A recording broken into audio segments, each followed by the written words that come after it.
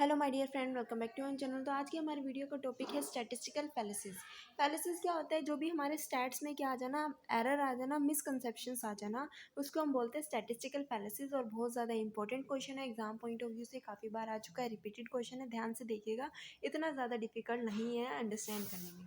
यानी कि जो भी हम डाटा को प्रिपेयर कर रहे हैं, उस डाटा को प्रिपेयर करना, इंटरप्रेट करना इतना ईजी टास्क नहीं होता जब तक इंटरप्रेटर के पास, रिसर्चर के पास प्रॉपर स्किल्स या जजमेंट ना हो।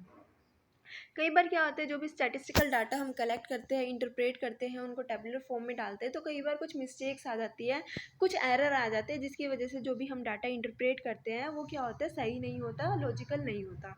तो यही बात हम इसमें पढ़ने वाले हैं। स्टैट्स में एरर क्या आता है, मिसकंसेप्शन किस तरीके से आते हैं, फैलेसिस किस तरीके से आते हैं। Interpretation of data as we stated earlier is a very difficult task and it require a high degree of care, objectivity, skills and judgment. In the absence of all these things, it is likely that the data may be misused. अगर ये सारी चीज़ें proper तरीके से नहीं है, skills नहीं है, जजमेंट नहीं है, ऑब्जेक्टिविटी नहीं है, प्रॉपर केयर नहीं दी जा रही है जो भी डाटा को कलेक्ट करते वक्त, इंटरप्रेट करते वक्त, तो कहीं ना कहीं मिस्टेक होने के चांसेस हो जाते हैं। In fact experience shows that the larger number of mistakes are committed knowingly और unknowingly while interpreting the statistical data, which may lead to misinterpretation of data by most of the reader. कई बार क्या होता है, जो मिस्टेक होती है वो कई बार जानबूझ के भी हो जाती है और कई बार अनजाने में भी हो जाती है। तो इसकी वजह से क्या आता है, कई बार एरर आ जाते हैं डाटा को इंटरप्रेट करते वक्त। ठीक है, स्टैटिस्टिकल फैलेसीज में अराइज एट एनी स्टेज, यानी कि जो भी एरर्स आते हैं जब भी हम डाटा को कलेक्ट करते हैं, इंटरप्रेट करते हैं, वो किसी भी स्टेज पे आ जाते हैं। बेसिकली 4 स्टेजेस होती है स्टैटिस्टिकल मेथड की। फर्स्ट होती है जब हम डाटा को कलेक्ट करते हैं, सेकंड होती है जब हम डाटा को प्रेजेंट करते हैं टेबुलर फॉर्म में, ठीक है, या फिर क्लासिफाई करते हैं, या फिर ग्राफ्स की फॉर्म में जो है उसको प्रेजेंट करते हैं। जब हम डाटा को प्रेजेंटेबल बनाते हैं ताकि उसको और अच्छे से समझ सके। अब डाटा को हमने कलेक्ट कर लिया, प्रेजेंटेबल बना दिया, टेबुलर फॉर्म में या क्लासिफिकेशन कर दी, अब उसको हम एनालाइज करते हैं। यानी कि जब हम मेजर्स का यूज़ करते हैं, सेंट्रल टेंडेंसी का यूज़ करते हैं, स्क्यूनेस का यूज़ करते हैं, रेट्स वगैरह का यूज़ करते हैं, इंडेक्स, नंबर, टाइम सीरीज, इन सारी चीज़ों का यूज़ करते हैं। जब हम एनालाइज करते हैं, एनालाइज करने के बाद जो हमारे पास फिगर्स आती है, जो फैक्ट्स या फिगर्स आते हैं, उसको हम क्या करते हैं, कंक्लूजन निकालते हैं, उससे रिजल्ट निकालते हैं, फाइंडिंग्स निकालते हैं, उन चीज़ों को हम इंटरप्रेट करते हैं, अपनी डाटा को, अपने रिजल्ट्स को इंटरप्रेट करते हैं। तो इन चारों स्टेजेस में कहीं पे भी जो है वो एरर आ जाता है तो हमारा जो रिजल्ट है वो गलत हो सकता है, उसमें एरर्स आ सकते हैं। तो the following are some of the specific example illustrating how statistic can be misinterpreted, source of error leading to false generalizations। ठीक है, तो क्या क्या चीज़ें होती है जिसकी वजह से एरर आ सकते हैं? बायस की वजह से आते हैं। बायस या तो कॉन्शियसली हो रहा है या फिर अनकॉन्शियसली बायस हो रहा है। ठीक है, तो it is very common in statistical work and it lead to false generalization. It is found that wrong interpretation are made want only to prove their point. कई बार रॉन्ग इंटरप्रिटेशन जो है वो कर दी जाती है ताकि वो अपने पॉइंट्स को जो है वो प्रूव कर सके। तो यहाँ पे हम कॉन्शियस बायस की बात कर रहे हैं। कॉन्शियस बायस यानी कि जब जानबूझ के क्या किया जा रहा है, बायस को क्रिएट किया जा रहा है कॉन्शियसली। एक एग्जांपल के थ्रू इसको समझते हैं कि जानबूझ के किस तरीके से डाटा में किसी भी तरीके की जो है एरर लाया जा सकता है। Sometimes deliberately, statistical information is twisted as to grind one's own axis. For example, a businessman may use statistics to prove the superiority of their firm over others by saying that our firm earned a profit of rupees 1 lakh, whereas firm X earned only rupees 80,000 in this year. एक बार एक firm क्या कहती है, एक businessman कहता है कि भाई हमारी फर्म अपनी फर्म को सुपीरियर दिखाने के लिए दूसरे फर्म से वो ये कहता है कि हमारी फर्म ने 1 लाख रुपए का प्रॉफिट अर्न किया है और दूसरी फर्म ने जो है 80,000 का प्रॉफिट अर्न किया है। तो यहाँ पे हर कोई ये समझेगा कि जो फर्म प्रॉफिट अच्छा अर्न कर रही है वो कहीं ना कहीं अच्छा परफॉर्म कर रही होगी। लेकिन यहाँ पे सिर्फ प्रॉफिट के बेसिस पे किसी भी फर्म को, किसी भी बिजनेस को जज नहीं किया जा सकता है। बहुत सारे फैक्टर होते हैं, उनको भी कंसिडर करना चाहिए कि हर एक बिजनेस ने कितना कितना पैसा जो है वो इन्वेस्ट किया था। अगर मान लो दोनों ही बिजनेस ने same amount of money invest किया है तो भी फर्म एक फर्म का जो प्रॉफिट है वो ज़्यादा है, दूसरे का कम है, तो सिर्फ कैपिटल एम्प्लॉय के बेसिस पे नहीं, क्वालिटी के बेसिस पे और अदर फैक्टर के बेसिस पे भी हम क्या करते हैं, उसको जज करते हैं कि क्या वाकई में एक फर्म जो है वो अच्छा कर रही है दूसरे फर्म से। कई बार ये सारी कुछ ऐसी इन्फॉर्मेशन होती है जिसको छुपाया जाता है अपनी फर्म की कमियों को छुपाने के लिए और अपनी फर्म को ऊपर उठाने के लिए। पॉजिटिव पॉइंट तो सामने रखे जाते हैं लेकिन नेगेटिव पॉइंट्स को हाइड कर दिया जाता है। तो कहीं ना कहीं अगर हम किसी बिजनेस को चेक कर रहे हैं उसका रिजल्ट निकाल रहे हैं, तो सारी चीज़ों को अच्छे तरीके से इंटरप्रेट किया जाना चाहिए। बिजनेसमैन क्या करते हैं, अपनी कमियों को छुपाने के लिए पॉजिटिव पॉइंट्स को तो ऊपर रखते हैं, हाईलाइट करते हैं, और नेगेटिव पॉइंट्स को नीचे रखते हैं, उनको छुपाने की कोशिश करते हैं। तो यहाँ पे ये कहा गया है, बिजनेसमैन में use statistics to prove the superiority of their firm over others by saying that our firm earned a profit of ₹1 lakh whereas firm X earned only ₹80,000 this year. On the face of it, it appears that firm X has performed very well, but a little thinking reveals that many other variables has to be considered before drawing such a conclusion, such as what is the capital employed. If the capital employed is same, then the quality of the product and so on. बहुत सारी चीज़ें जो है हमें ये देखनी चाहिए। उसके बाद आते हैं, हो सकता है कि फर्म ने अच्छा खासा प्रॉफिट तो अर्न किया है, लेकिन वो अच्छी क्वालिटी नहीं दे पा रहा है। जिस फर्म ने कम प्रॉफिट अर्न किया वो क्वालिटी पे ध्यान दे रही है, वो सोच रही है कि अब हम अपने कस्टमर बना लेते हैं, अच्छी क्वालिटी प्रोवाइड करके प्रॉफिट हम आगे अर्न कर लेंगे। तो सारी चीज़ों को कंसिडर करना चाहिए। उसके बाद आता है अनकॉन्शियस बायस। बायस में हम पढ़ रहे हैं, एक तो होता है कॉन्शियसली हम क्या करें, डाटा में बायस क्रिएट कर रहे हैं, एक अनकॉन्शियसली अननोइंगली जो है बायस क्रिएट हो रहा है। इट इज़ इवन मोर, यानी कि रॉन्ग या फॉल्स, ये भी गलत है। अनकॉन्शियसली भी अगर डाटा में किसी भी तरीके का एरर आ रहा है तो वो भी गलत है, इससे भी हमारा रिजल्ट या हमारी डिसीजन मेकिंग में दिक्कत आती है। Perhaps all the statistical report contains some unconscious bias since the statistical results are interpreted by human beings after all, क्योंकि जितने भी डाटा को क्या किया जा रहा है, रिजल्ट में डाला जा रहा है, जितने भी स्टैटिक्स क्रिएट किए जा रहे हैं वो ह्यूमन बींग्स के द्वारा ही किए जा रहे हैं, तो एरर आना तो पॉसिबल है। तो each many looks at things in terms of his own experience, क्योंकि हर कोई जो है चीज़ों को अपने एक्सपीरियंस के अकॉर्डिंग, अपनी थिंकिंग के अकॉर्डिंग, अपने एटीट्यूड के अकॉर्डिंग जो है प्रॉब्लम को देखता समझता है। अब क्या होता है, people suffer from several inhibitions, prejudice, ideology and hardness attitude. They cannot help reflecting these in their interpretation of results. For example, a pessimist will see the future as the being dark, whereas an optimist may see it as a being bright. यानी कि जो भी बायस create हो जाता है unconsciously, क्योंकि हर किसी की जो है नॉलेज अलग होती है, हर किसी का एटीट्यूड अलग होता है, एक्सपीरियंस अलग होता है। सेम डाटा को कलेक्ट किया अगर 2 पर्सन को दिया जाए तो दोनों ही अलग अलग के रिजल्ट उससे निकालेंगे, according to their attitude, according to their thinkings, experience. तो इस वजह से भी जो है वो बायस क्रिएट होता है। उसके बाद आता है इनकन्सिस्टेंसी इन डेफिनेशन। इनकन्सिस्टेंसी क्या होता है, जब हम अलग अलग मेथड्स का यूज़ कर रहे हैं। कई बार क्या होता है, जब भी हम बिजनेस की बात करते हैं तो बिजनेस में कई बार क्या होता है, डेप्रिसिएशन निकाला जाता है फिक्स असेट्स पे।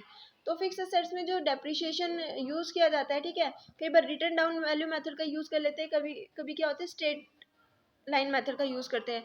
लेकिन हमें जो मेथड यूज़ करना है वो सेम होना चाहिए, कोई डिफरेंस नहीं होना चाहिए। कॉन्स्टेंटली हमें एक ही मेथड का यूज़ करना है। अगर हम रिटर्न डाउन वैल्यू मेथड का यूज़ कर रहे हैं तो वही मेथड यूज़ करना है, अगर स्ट्रेट लाइन मेथड का यूज़ कर रहे हैं तो वही करना है। कई बार क्या होता है, first year straight line method का यूज़ किया, अगली बार हमने कोई और मेथड यूज़ कर लिया, रिटर्न डाउन वैल्यू मेथड, उसके बाद हमने स्ट्रेट लाइन। तो इस तरीके से हम जो है प्रॉपर रिजल्ट में नहीं पहुंच पाएंगे। अगर हम कोई मेथड यूज़ कर रहे हैं तो हमें कंसिस्टेंटली एक ही मेथड को यूज़ करना होगा। तो यहाँ पे देख लेते हैं क्या है एक्चुअल में। Sometimes false conclusions are drawn because of the failure to define properly the object being studied. When the working capital of two firms is compared, net working capital of one must be compared with only net working capital of the other and not with the gross working capital. यानी कि यहाँ पे कहा गया constantly हमें काम करना है। अगर हम एक फर्म की वर्किंग कैपिटल को कंपेयर कर रहे हैं दूसरे फर्म की वर्किंग कैपिटल के साथ, अगर हम नेट वर्किंग कैपिटल ले रहे हैं एक फर्म की, तो दूसरे फर्म की भी हम नेट वर्किंग कैपिटल ही लेंगे, तभी हम कंपेयर कर पाएंगे। ऐसा नहीं है कि एक फर्म की हमने नेट वर्किंग कैपिटल को लिया और दूसरे फर्म की हमने ग्रोस वर्किंग कैपिटल को लिया, तो यहाँ से हमें प्रॉपर रिजल्ट नहीं मिल पाएगा। Even within the organization, for facilitating comparison over a period of time, it is necessary to keep the definition constant. यानी कि हमें constantly दोनों ही चीज़ों को बराबर लेके चलना होगा, तभी हम कंपेयर कर पाएंगे, तभी हम प्रॉपर रिजल्ट निकाल पाएंगे। तो यहाँ पे क्या होनी चाहिए, कंसिस्टेंसी होनी चाहिए, ठीक है। उसके बाद आता है इन अप्रोप्रिएट कंपैरिजन। हम क्या कर रहे हैं, सही से कंपैरिजन नहीं कर रहे। मान लो हमने क्या किया, दो फर्म का इंडेक्स नंबर है, ठीक है, लिविंग इंडेक्स जो है वो कंपेयर कर रही है दो सिटीज अपना अपना। तो एक बेस ईयर ले रही है 1999 और एक बेस ईयर ले रही है 1995। तो दोनों का जो बेस ईयर है वो डिफरेंट है, तो कहीं ना कहीं दोनों का रिजल्ट अलग आएगा। तो कहीं ना कहीं यहाँ पे जो कंपैरिजन है वो अप्रोप्रिएट नहीं है। अगर हमें कंपैरिजन को अप्रोप्रिएट करना है तो दोनों ही कंट्रीज़ को अपना जो बेस ईयर है वो सेम लेना पड़ेगा, तभी जो है दोनों में कंपैरिजन ईजी हो पाएगा। एग्जांपल लेते हैं या समझते हैं इसको क्या होता है। Comparison between two things can not be made unless they are really alike. जब तक कंपैरिजन नहीं होगा, जब तक दोनों सेम नहीं होगी।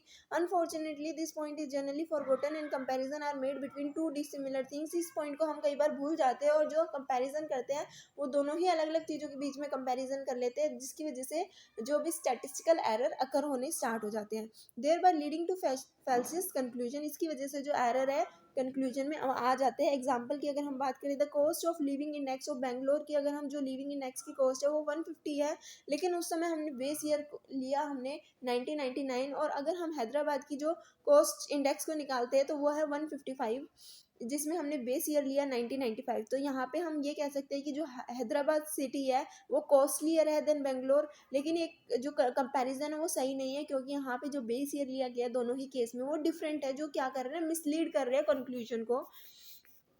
उसके बाद आता है फॉल्टी जनरलाइजेशन। फॉल्टी जनरलाइजेशन क्या होता है, many a time people jump to conclusion और generalisation on the basis of either too small a sample और a sample that is not representation of the population. कई बार हम क्या करते हैं, जनरलाइजेशन हमारी गलत होती है। कई बार हम जो है सैंपल जो होता है वो हमारा कुछ ज़्यादा ही छोटा होता है, या फिर कई बार क्या होता है जो पॉपुलेशन रिप्रेजेंट की जा रही है वो सही नहीं है। एक एग्जाम्पल दिया हुआ, इसको और अच्छे से समझ सकते हो आप। क्या होता है faulty generalization, if a foreigner come to Delhi and his purse was stolen by a pick pocket and he commented that there is no safety and security for the foreigners in India। Interview लिया जा रहा था foreigner से, तो उस foreigner से interview ले लिया गया जिसका जो है पर्स इंडिया में आके चोरी हो गया। लेकिन बहुत सारे ऐसे विजिटर्स होते हैं, फॉरनर होते हैं जो इंडिया में आते हैं, जो सेफ रहते हैं, सिक्योर रहते हैं और जिनका एक्सपीरियंस अच्छा है, लेकिन एक दो होते हैं जिसका एक्सपीरियंस गलत हो जाता है। अगर उनसे गलती से इंटरव्यू ले लिया जाए तो हमारा जो डिसीजन है, हमारा जो कंक्लूजन है वो गलत निकल सकता है। ठीक है, तो यहाँ पे कहा गया है कि there is not true as thousand of foreigner come to India, they are safe and secure, sometime the sample size may be adequate but not representative. कई बार क्या होता है, सैंपल तो हम सही ले लेते हैं लेकिन वो सही से रिप्रेजेंट नहीं कर पाता पर्टिकुलर डाटा को। उसके बाद आता है हमारा नेक्स्ट पॉइंट है drawing wrong inferences. Drawing wrong inferences का मतलब क्या होता है, sometime wrong inferences may be drawn from the data. For example the population of a town has double in 10 years. कई बार क्या होता है, जो पॉपुलेशन है टाउन की वो क्या हो गई, 10 साल में डबल हो गई। तो हम ये सोचते हैं कि जो बर्थ रेट है वो बढ़ गया, वो डबल हो गया, इसकी वजह से पॉपुलेशन भी क्या हो गई, 10 सालों के अंदर डबल हो गई। तो ऐसा नहीं होता। ज़रूरी है कि जो पॉपुलेशन डबल हुई है वो बर्थ रेट इंक्रीज होने की वजह से ही हुई हो किसी भी कंट्री में। हो सकता है कि वो क्या हो रहे हैं, विलेज से लोग माइग्रेट हो रहे हैं, ठीक है, एक जगह से दूसरी जगह जा रहे हैं, जिसकी वजह से भी पॉपुलेशन क्या हो सकती है, एक प्लेस की बढ़ सकती है। तो हम रॉन्ग इन्फ्रेंसेस निकाल लेते हैं, रॉन्ग कंक्लूजन निकाल लेते हैं, जिसकी वजह से भी गलत हो जाता है। Sometime wrong inferences may be drawn from the data. For example the population of a town has doubled in 10 years, from this it is interpreted that the birth rate in the town has double. obviously this is a wrong inferences, as the population of the town can double in many ways। example, exodus from the villages, migration from other places, then doubling of birth rate only। उसके बाद आता है हमारा एक point और, miss use of statistical tool. हम गलत statistical tool का यूज़ कर लेते हैं।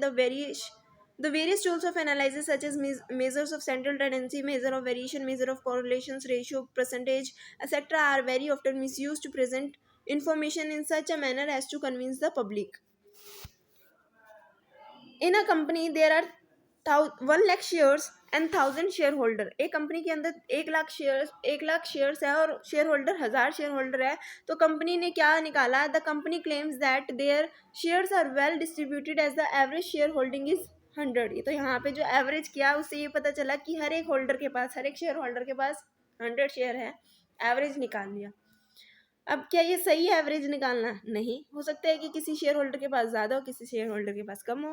तो बट अ क्लोज स्क्रूटिनी, जब हमने ध्यान से देखा, हर एक शेयर होल्डर के स्क्रूटिनाइज किया, तो ये पता चला कि 10 ऐसे पर्सन है जिसके पास 90,000 शेयर्स है और 990 ऐसे पर्सन है जिनके पास 10,000 शेयर्स हैं, average being about 10। Similarly, range can be misused to enhance disparity।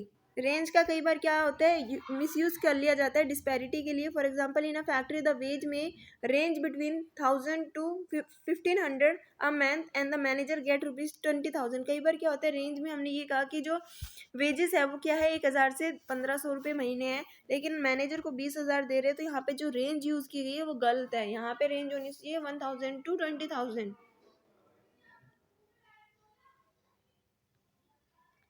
उसके बाद आता है हमारा एक पॉइंट और, failure to comprehend the data. Very often figures are interpreted without comprehending the total background of the data and it may lead to wrong conclusion. For example, see the following interpretation: the death rate in the army is 9 per thousand, whereas in the city of Delhi it is 15 per thousand. Therefore it is safer to be in the army than in the city. ठीक है, तो यहाँ पे ये पता चल रहा है अगर आर्मी में जो डेथ रेट है वो क्या है 9% है। 1000 को अगर हम 1000 को लेते हैं तो 1000 में से 9 लोग जो है वो आर्मी में मर रहे हैं, लेकिन अगर हम दिल्ली सिटी में ले तो 1000 में से 15% जो है वो क्या हो रहे हैं, डेथ हो रहे हैं। तो ये कहा गया है कि आर्मी में रहने से अच्छा सेफ है। ठीक है,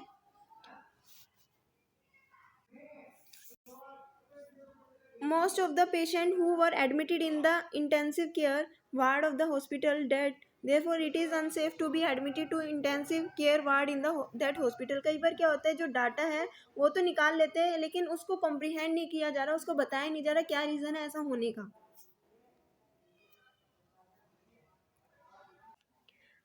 अब जो भी हमने पढ़ा इससे हम क्या कंक्लूजन निकालते हैं वो देखते हैं कि स्टैटिस्टिकल मेथड और technique are only tool, as such they may be very often misuse. कई बार क्या होता है कि जब भी हम स्टैटिस्टिकल डाटा को क्या करते हैं, कैलकुलेट करते हैं, कोई भी इंटरप्रिटेशन निकालते हैं, उसके लिए हम सिर्फ स्टैटिस्टिकल मेथड का यूज़ करते हैं, टेक्निक का यूज़ करते हैं। ठीक है, कई बार क्या होता है इनका मिसयूज़ भी किया जा सकता है। मिसयूज़ किस तरीके से होता है, the misuse of statistics may arrive due to analysis without any definite purpose. जब हम एनालिसिस करना स्टार्ट करते हैं लेकिन उस बिना किसी पर्पस के, केयरलेसनेस और bias in the collection and interpretation of data. ठीक है, deliberate cooking up of data, wrong definition, inappropriate comparison, inadequate data, इनकी वजह से जो है वो मिसयूज किया जा सकता है। As a principle statistic can not prove anything, stats can not prove anything, but they can be made to prove anything because statistics are likely clay with which one can make gods or devil. The fault lies not with the statistics but with the person who is using statistic. यानी कि इसमें कहा गया है कि जो statistic है वो एक मिट्टी की तरह है जिससे हम कुछ भी बना सकते हैं, जिससे हम कुछ भी इंटरप्रेट कर सकते हैं। फॉल्ट जो है वो स्टैटिक्स में नहीं आता, डाटा में नहीं आता, लेकिन जो पर्सन उस स्टैटिक्स का यूज़ करता है वो कहीं ना कहीं फॉल्ट करता है, वो कहीं ना कहीं मिस्टेक करता है। तो इंटरप्रेटर जो है, जो डाटा को इंटरप्रेट करेगा, must carefully look into this point before he set about the task of interpretations. ठीक है, किसी भी चीज़ को इंटरप्रेट करने से पहले उसको हर चीज़ को अच्छे से इवेल्युएट करना चाहिए, प्रिकॉशंस लेने चाहिए। We may conclude with the words of Marshall who said, statistical agreement argument are often misleading at first but free discussion clear away statistical policies, statistical errors. यानी कि जो हमारा स्टैटिस्टिकल आर्ग्यूमेंट है वो ये कहते हैं कि ये पहले मिसलीड तो कर सकता है, लेकिन अगर फ्रीली हम क्लियरली तरीके से डिस्कशन करें तो कहीं ना कहीं जो एरर्स है उसको हटाया जा सकता है। तो ये थी आज की हमारी वीडियो अच्छी लगी तो लाइक शेयर सब्सक्राइब करना मत भूलना। Thanks for watching.